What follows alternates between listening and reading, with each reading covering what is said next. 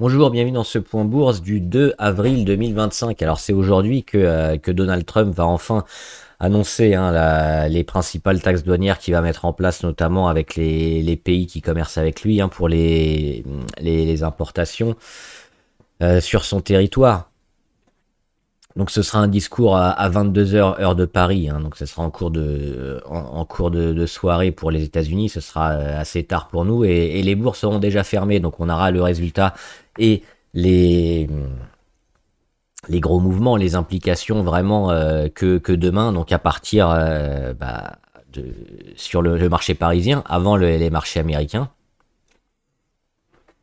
donc demain jeudi. Et les marchés américains à suivre. Donc, il y aura certainement beaucoup de mouvements. On connaît les secteurs un peu très touchés, notamment le secteur automobile, le secteur aussi des vins, des spiritueux. On a récemment eu des secteurs en rapport avec les matières premières comme l'aluminium tout ce qui est un peu sidérurgie également, le cuivre.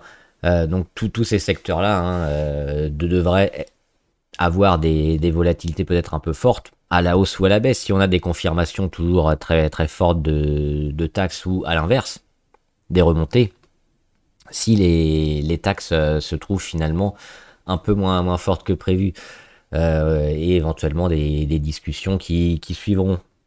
On va regarder aujourd'hui quelques autres valeurs, je pense, parce que on va pas anticiper sur ce qui va être fait et comment les marchés vont réagir. On le verra demain, après-demain et toute cette fin de semaine.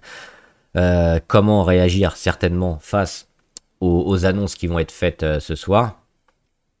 Et là, on va regarder quelques valeurs aussi. Toujours intéressantes. Alors, avant de commencer, juste un petit point sur les chiffres qui sont tombés aujourd'hui. Création d'emplois non agricoles. Le mois dernier, on se souvient, il y avait eu, pas le mois dernier, si le mois dernier, parce qu'on est en avril, il y avait une baisse énorme sur ce secteur-là, où on était redescendu à 70 000 environ. Là, on remonte à 155 000 sur des niveaux un peu plus habituels. Il y a peut-être eu un décalage dans le temps de certaines créations qui n'avaient pas été comptabilisées. Et là, du coup, on a une hausse énorme, mais qui a relativisé avec la baisse énorme qu'on avait eue la dernière fois. Donc finalement, ça s'équilibre.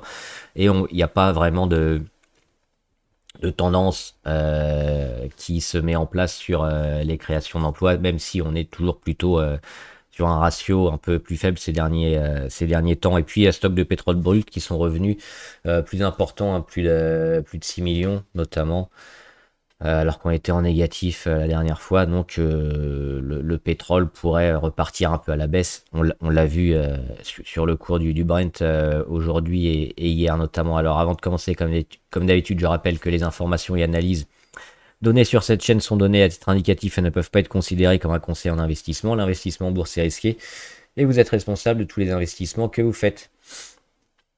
Alors avant de voir le CAC et puis quelques valeurs qui ont bien bougé, qui ont été assez volatiles, on va voir aussi, on en avait parlé notamment de l'ETF qui reprend la plupart des valeurs défense, guerre, armement, mais uniquement européens. Comme il y a un plan de relance européen porté notamment par la France et l'Allemagne, avec beaucoup de dépenses qui vont être faites pour prendre en charge un peu la défense sur le territoire européen, parce que les États-Unis veulent se désengager. On l'a vu, les États-Unis, ils dépensent énormément dans l'OTAN pour la défense, et ils ont envie d'alléger un peu cette part-là. Donc il va y avoir forcément des rééquilibrages à faire, et donc tous les pays européens vont devoir augmenter leur part dans la défense. Et forcément, on va plutôt privilégier nos valeurs européennes, comme tout le monde fait un peu, et c'est plutôt logique et normal, d'acheter plutôt un peu local et national avant d'aller chercher les autres. On va vraiment chercher les autres que s'ils ont une supériorité technologique et qu'on peut pas faire autrement. C'est le cas notamment, on l'a vu sur des secteurs comme les puces ou les semi-conducteurs, où on va un peu taper les meilleurs. Mais là en Europe, on a la chance quand même d'avoir des technologies de pointe et des armements plutôt très, très qualitatifs. Donc France, Italie, Allemagne, entre autres, sont toujours intéressants. Et il y avait un ETF qui avait été créé dernièrement, C'était au mois de mars. WDEF, c'est le code, c'est pas le code ISIN, c'est le ticker hein, de cet ETF. Le problème, c'est qu'il n'était pas encore sur Paris. Là, on l'a, celui-là, on l'avait présenté hein, ici. Il est notamment en Italie. Alors, il était aussi en Allemagne, je crois, mais on l'avait pas sur Paris. Alors, pour certains brokers, c'était peut-être un peu compliqué. Il vient d'être disponible depuis quelques jours sur Euronext Paris. Donc là, on le voit, hein, les quelques jours de cotation. Et donc, le même, mais maintenant à Paris, c'est le même ticker, hein, forcément, WDEF, il est ici. Et on le voit, il cote depuis le 27 mars, donc il y a une semaine environ. Et ça peut être peut-être plus intéressant pour certains si vous voulez le jouer, si vous voulez rentrer dessus. Il est sur Euronext Paris, donc généralement c'est le même, hein, c'est le même symbole, c'est le même code ISIN, c'est juste les places de cotation qui diffèrent. Un petit point quand même sur cet ETF avant de continuer la suite. Toujours intéressant selon moi pour le moyen long terme. Il est fortement pondéré quand même en Rheinmetall. On va suivre un peu Rheinmetall et peut-être attendre la baisse qu'on attend sur Rheinmetall vers les 1000 euros et peut-être rentrer soit sur Rheinmetall, soit sur cet ETF pour jouer un peu la continuation parce qu'on va le voir, Rheinmetall, ils sont super hauts, super cher. Ça commence à consolider. On le voit, ça pourrait consolider un peu plus fortement ces prochains jours. Et ce serait une opportunité plutôt intéressante de rentrer si on ne l'a pas fait sur cette valeur-là. Alors là, on n'a pas encore hein, la baisse, mais on le voit, hein, on parlait récemment d'indicateurs et de MACD, on le voit, l'inversion de tendance niveau MACD, et on est assez haut. Quand on est dans des configs comme ça, on s'attend à des consolidations qui vont aller un peu plus bas. Alors pour l'instant ça tient, pour l'instant on travaille la moyenne à 20, il y a toujours hein, cette phase assez forte de momentum sur les valeurs défense, mais on cote super cher, le PER est super élevé, donc ce serait normal qu'on ait des prises de bénéfices court terme qui nous ramènent autour des 1000. Alors les 774 ce serait idéal hein, sur Rheinmetall. On n'ira peut-être pas, mais juste ici, hein, vers les 1049, 1100, déjà, ça pourrait être intéressant et se réintéresser pour se replacer, par exemple, sur l'ETF spécial défense européenne, WDEF, qui est maintenant disponible à Paris, sur Euronext. Alors, on va voir le CAC et les grosses variations. Le CAC, alors, on va pas aller plus en détail hein, forcément parce que c'est les annonces de ce soir qui vont un peu tout chambouler. Juste avant de voir le CAC quand même, voir les grosses caps américaines. Alors le Dow il est à plus 0,3, le Nasdaq il est à plus 0,5, on est parti un peu bas, on remonte. Tout à l'heure on était tout vert, là on est un peu rouge. On voit qu'il y a pas mal d'incertitudes hein, sur ces valeurs là et finalement c'est soit sur Alphabet, Amazon, on le voit, on est un peu en attente et il n'y a pas vraiment de dynamique et de tendance prise. C'est les annonces de ce soir. Là, on est sur Apple. Broadcom, c'est pareil. Alors, Broadcom, on a un peu lâché là, les 182, c'est pas terrible, mais on va voir ce que ça va faire ce soir. Meta Platform, un peu mieux. Hein. Meta Platform, c'est une de ceux qui semblent le mieux résister, notamment parmi les grosses caps américaines.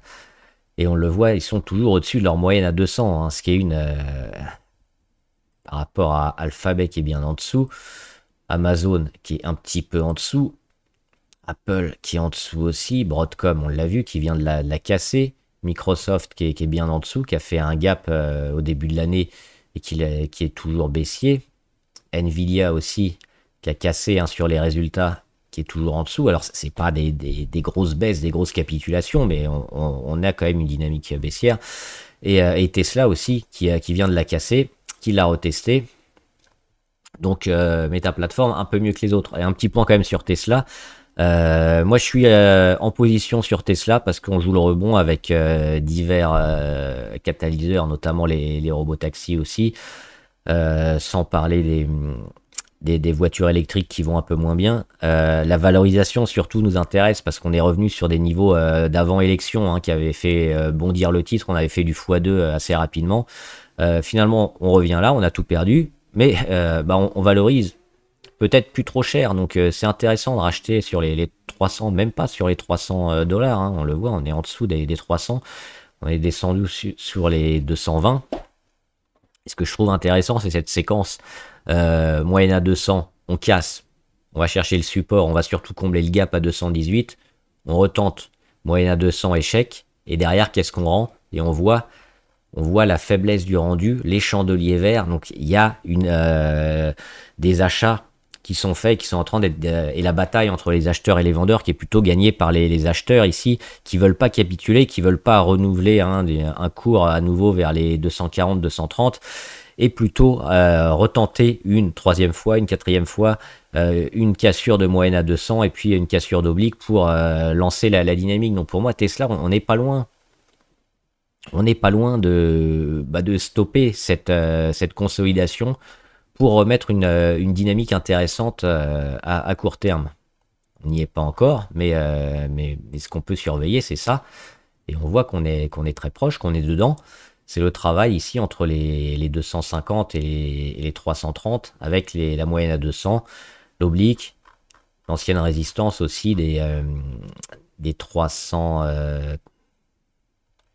313, 316. C'est tout ça qui est pas loin de lâcher et peut-être de faire décoller Tesla. Pour revenir au CAC, pas grand chose forcément. On est toujours en attente de ce qui va être dit ce soir. On va surtout regarder les grosses variations. Et Pernod Ricard qui revient un peu. On avait parlé de Pernod Ricard avec la Chine. Parce que les États-Unis aussi pourraient peut-être être un peu plus souples. Ou alors taper un peu plus. C'est pour ça qu'on évite peut-être d'anticiper sur ces secteurs-là avec les États-Unis, mais avec la Chine, on avait déjà eu des bonnes nouvelles, notamment le report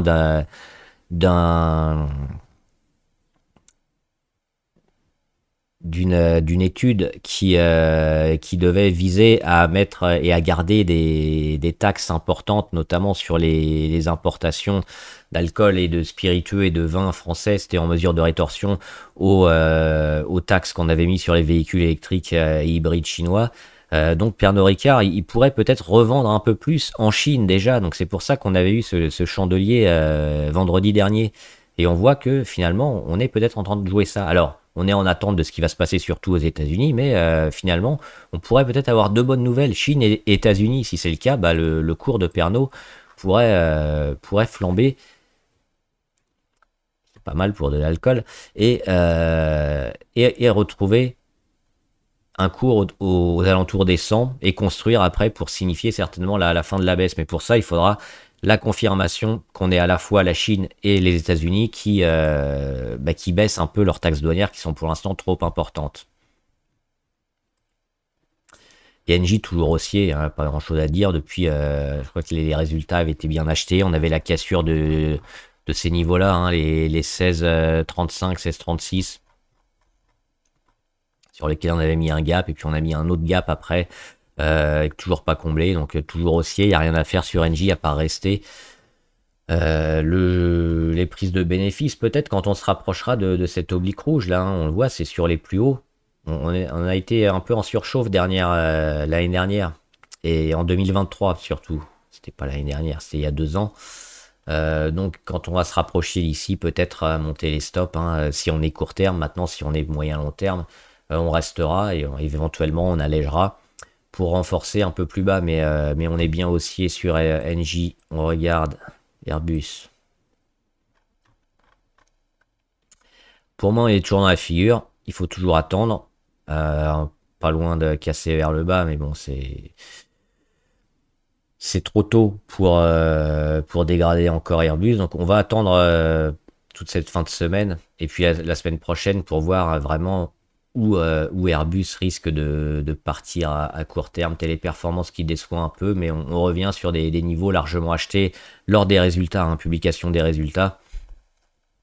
vendu puis racheté. On en est là, on est revenu sur les 92. Moi, je suis toujours plutôt favorable. Et puis, au niveau des indicateurs, on n'est pas loin d'avoir fini un peu la purge sur les ventes. Donc, c'est maintenant que ça va jouer, je pense, sur Téléperformance, la construction, les résultats du premier trimestre, l'implémentation des services d'IA qui vont et qui doivent réduire les coûts sur Téléperformance qui continue à gagner de l'argent aussi. Donc là aussi, les résultats devraient pas être mauvais. Et s'ils sont effectivement plutôt bons, l'action devrait repartir parce qu'aujourd'hui, les ratios, ils sont super bas sur Téléperformance, qui méritent peut-être pas, à moins qu'on ait des chiffres mauvais hein, sur le Q1 2025. Mais si on a des chiffres corrects encore et qu'on continue d'avoir des bénéfices, un résultat net plutôt largement favorable, et les performances, ils vont aller vers le haut.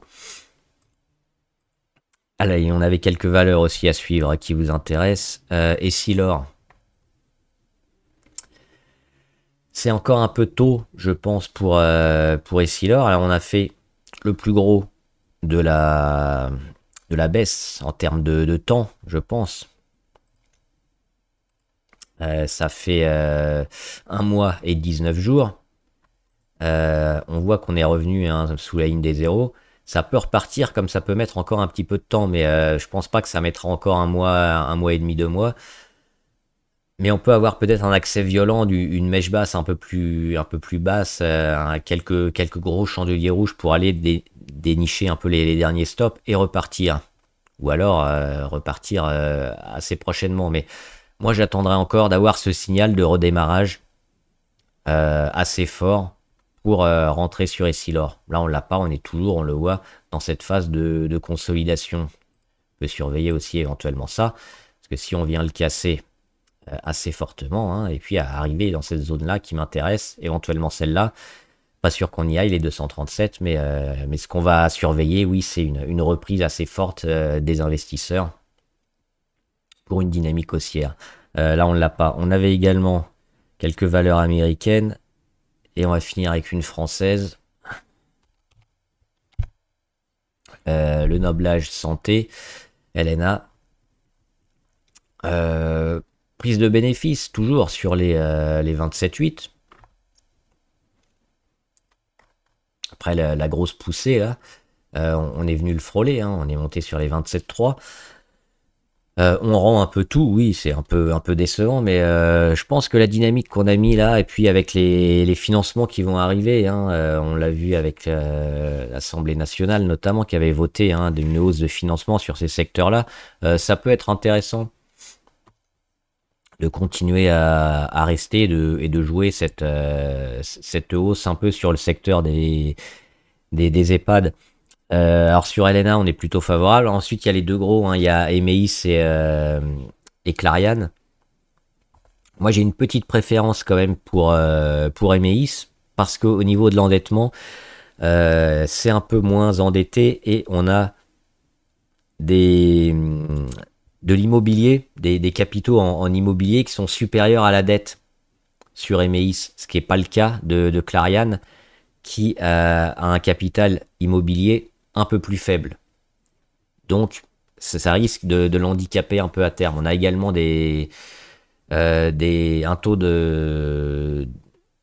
d'occupation de lit qui est un peu plus faible sur Emeis, ce qui lui fait une marge un peu supplémentaire pour améliorer ses chiffres, contrairement à Clariane qui est déjà bien remonté. Donc, le potentiel me semble plus intéressant à jouer sur Emeis. Maintenant, sur LNA Santé, oui, une grosse baisse, mais on le voit, ça a été racheté sur les moyennes. Pas grand chose à faire. On est toujours dans du moyen terme hein, sur cette valeur-là, sauf si on jouait le court terme avec la résistance à 27,7. Pour moi, ça devrait être haussier. Et enfin, alors, il m'en manque une.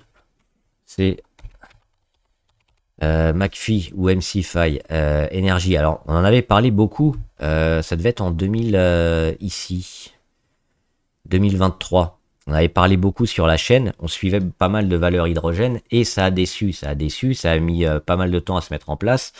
Et pour le coup, ça s'est pas mis en place. Donc, ça a été une catastrophe sur pas mal de valeurs qu'on avait lâchées, hein, dont celle-là, dont bon, cette valeur-là, MCFI ou McPhee, je sais pas comment on prononce. Et effectivement, alors éventuellement, il y avait Opium aussi. Certaines pourraient se faire racheter par d'autres, mais c'est surtout les gros aujourd'hui hein, qui ont des trésoreries importantes qui survivent. Et les petites, elles n'ont pas réussi, comme ces valeurs-là, soit à intéresser des gros et à se faire acheter, soit à être rentable. Pour l'instant, c'est pas le cas. Donc là, ça continue. Hein. On en parlait quand elles étaient sur les 14. Je m'en souviens des 14 notamment. C'était ici.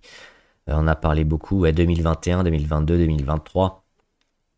Et on n'a pas tenu. On a eu une petite, un petit espoir ici, hein, avril 2023.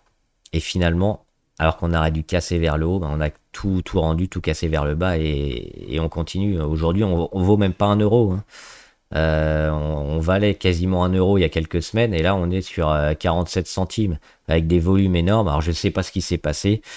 J'ai pas vu de news, mais le problème c'est ça, c'est les financements, les rentrées d'argent qui n'arrivent pas, les technologies qui sont pas encore abouties, et quand on est des petites valeurs, c'est pas assez bon. Alors éventuellement des valeurs comme Air Liquide pourraient en profiter, hein, parce que c'est des mastodontes et ils peuvent éventuellement hein, avoir une filière hydrogène un peu plus forte ou même acheter des valeurs comme ça, mais ces valeurs-là un peu petites, malheureusement, c'est pas terrible et il faut éviter de les jouer. C'est un peu spéculatif. On a Opium un peu dans le même genre.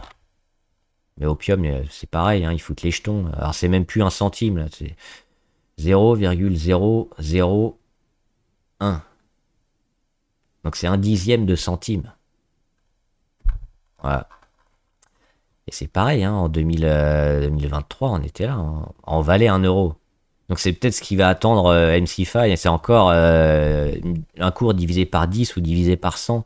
Regardez où on était sur Opium, qui nous promettait, hein, elle a une technologie de pile à hydrogène plutôt pas mal, mais elle n'est pas assez grosse encore pour être capable de la commercialiser à grande échelle, de faire des économies, de faire du bénéfice. Et résultat, la technologie, comme elle n'est pas assez aboutie, ça donne rien. Alors sa seule chance, son seul espoir, c'est de se faire racheter finalement, mais ça fonctionne pas. Sur Opium, on était à 15 euros en 2022.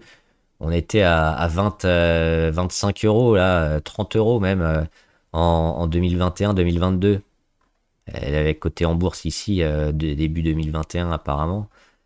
Et on en avait parlé hein, quand elle était là. Alors là, il n'y avait pas de volatilité, pas de liquidité. On le voit sur les graphes, il n'y a que des petits points, il n'y avait pas d'échange. Et puis après, l'hydrogène a commencé à intéresser beaucoup de monde, mais seuls les gros, pour l'instant, y arrivent. Et les petits, c'est une catastrophe. Alors là, évidemment, beaucoup de volume, parce que généralement, on dilue. Hein, donc on met des nouvelles actions, ou pas. Le cours est déjà tellement bas que, au lieu d'acheter une action, vous devez en acheter 10 ou 100 ou 1000 fois plus pour le même volume total en euros. Donc forcément, les volumes paraissent peut-être plus gros, mais c'est catastrophique. Donc non, malheureusement.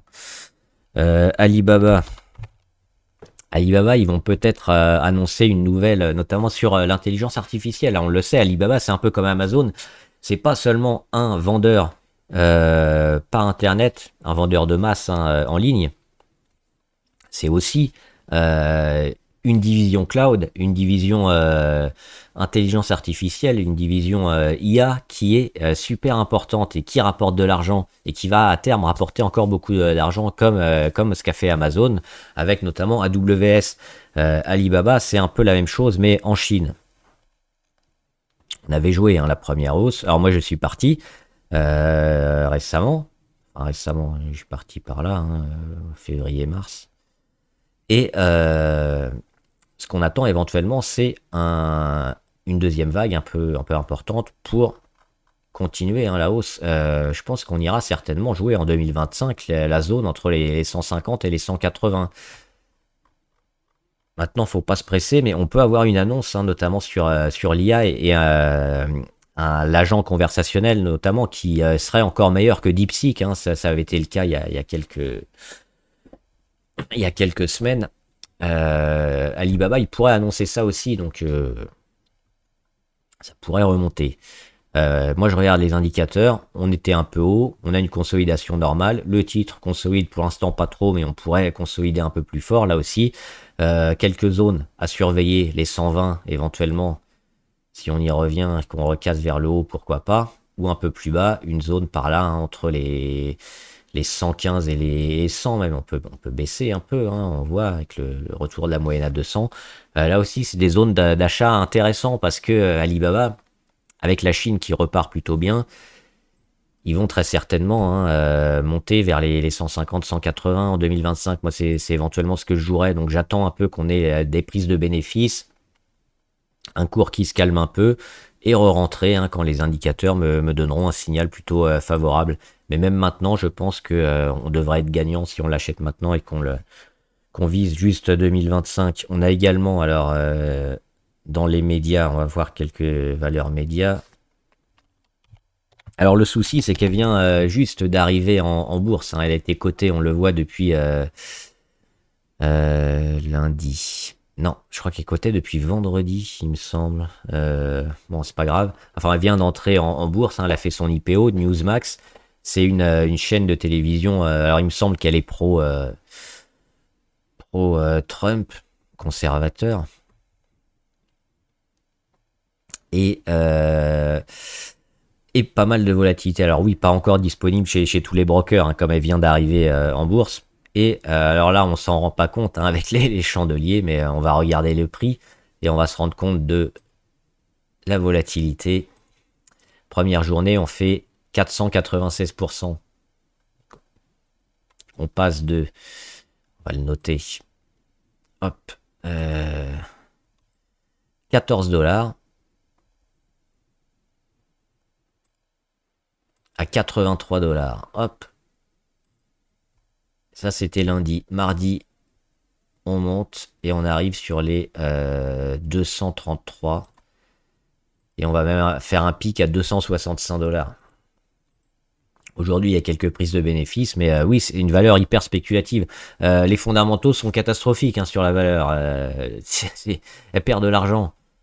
Ça l'empêche pas de faire une entrée en fanfare. Donc, pour les plus courageux, éventuellement, surtout pour le day trading et le très court terme, hein.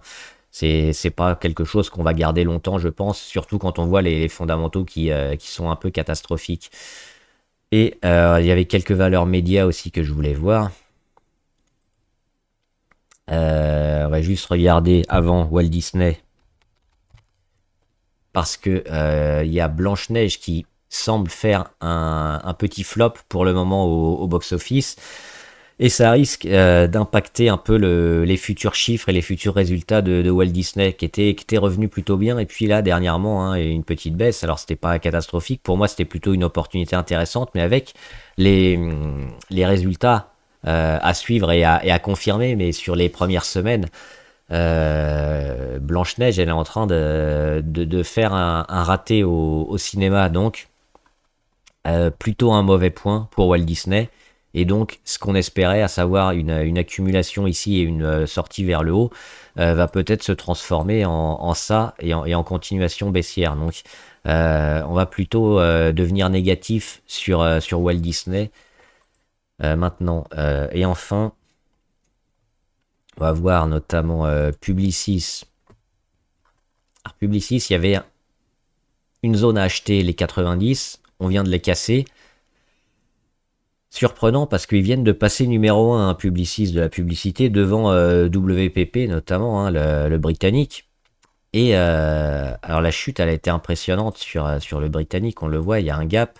Et on est à moins 24% depuis la zone de gap. Publicis, ils ont fait la même chose. Le gap déjà il est moins fort et on est à moins 13%. Donc je pense qu'il faut quand même privilégier les plus forts et privilégier Publicis si on veut jouer ce secteur-là. On n'a pas encore de signal. On avait une zone ici à